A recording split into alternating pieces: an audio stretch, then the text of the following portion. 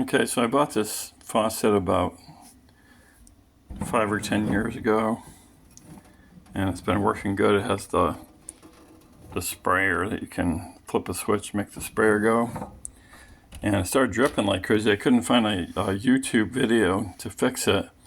And I went to buy another one, and I was about to pull this off.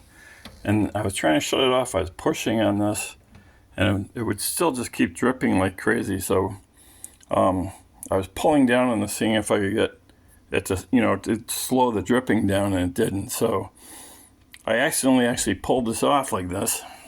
And I looked inside, and if you can see, there's like little slots. There's one at like 12, 3, 6, and 9, clockwise.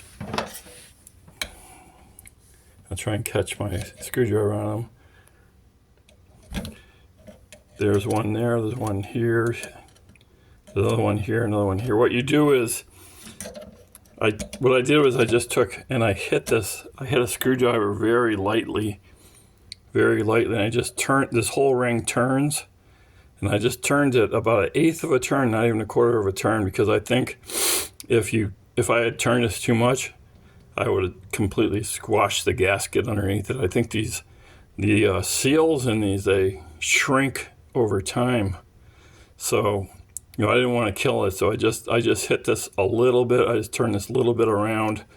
You want to hit it like on like a little bit of an angle. You don't want to like hit it straight down, because you're going to break the faucet. And you should actually have someone hold this for you while you do it. And I just turned this a little bit, and instantly it stopped dripping. So I looked on YouTube and I couldn't find anything, and I just actually came up with this on my own, and it saved me having to change the faucet. So I thought I'd pass this along. So, if you have this type of faucet without the button here, there's nothing else on YouTube that I could find, so I thought this would help someone. So I'm just posting it for that reason. So it saves you doing all the work of changing the faucet. Should be good for probably another 5 years.